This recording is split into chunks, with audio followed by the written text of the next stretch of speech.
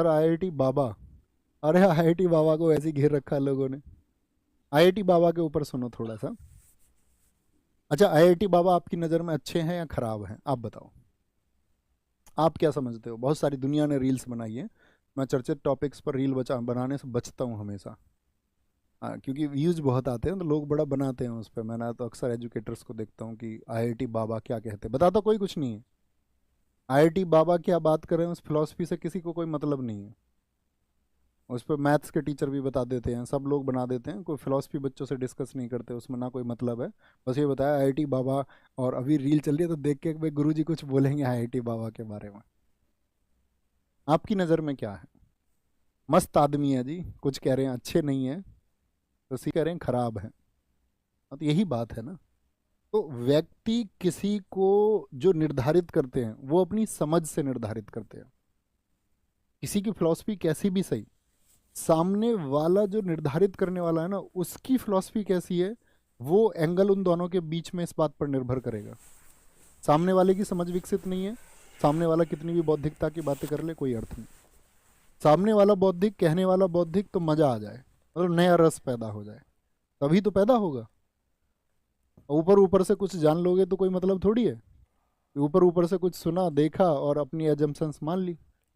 तो परफेक्शन तो किसी के अंदर नहीं है। कोई व्यक्ति किसी एक क्षेत्र से, ऐसी आईआईटी बाबा है तो वहाँ पर एक बाबा और हुए, उन्होंने एक बड़ा अच्छा मैसेज दिया, वो मैं आपको देना चाहूँगा। मुझे उस सारी वीडियोस में से या सारे तर्कों में से जो एक तर्क मुझे मिला वो मैं आप तक पहुँचाना चाहूँगा, सॉल्यूशन क्या है, निष्कर्ष।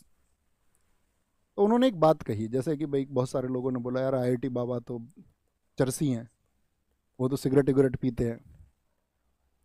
ये भी सही बात है भाई, जो लोग नशे की प्रवृत्ति के लोग नहीं हैं, क्योंकि सीधी सी बात है कि जो सही व्यक्ति होंगे वो नशे की प्रवृत्ति के खिलाफ होंगे, वो अच्छी बात है। लेकिन मान के चलो किसी व्यक्ति ने अपने निजी जीवन में उसको अपनाया, तो उन्होंने एक प्रश्न किया था, ठीक है।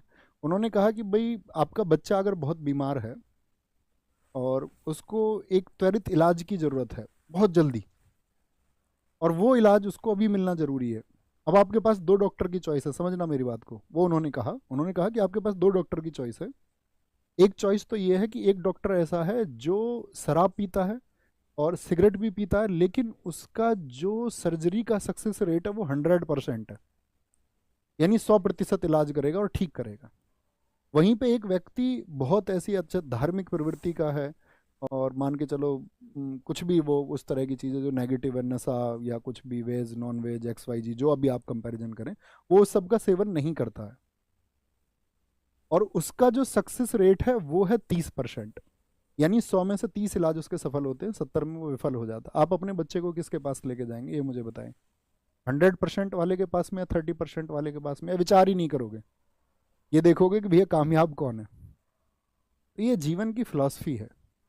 कोई भी व्यक्ति अपने जीवन में क्या कर रहा है आप उस पर टिप्पणी मत करो, वो उसका निजी जीवन है। आपसे उसका जो सार है, जैसे मान के चलो आप एक अच्छे शिष्य हो सकते हैं, तो मैं एक अध्यापक और शिष्य, हमारे बीच में क्या है, एक ट्रांसफर ऑफ नॉलेज। वो कैसी है, हमें इस बात से मतलब होना चाहिए, हमें किसी की निजी जिंदगी में नहीं जाना चाहिए। वो उसका निजी जीवन है। बात समझ पा रहे हैं मैं क्या बोल रहा हूँ? बहुत सारे लोगों ने कहा कि हम 100% वाले के पास जाएंगे, बहुत शाबाश है। और इसमें कोई जो कह रहा है कि मैं 30% वाले के पास जाऊंगा, तो इसका मतलब तो ये हुआ उस बच्चे को, उसको अपने बच्चे से प्यार प्रेम नहीं है। और जिसको अपने बच्चे से प्रेम नहीं है तो इसका मतलब है फिर उसके जो सारे दावे हैं, उसकी जो सारी समझ है वो अविकसित है। फिर तो कोई अर्थ ही नहीं रहा ना, है ना।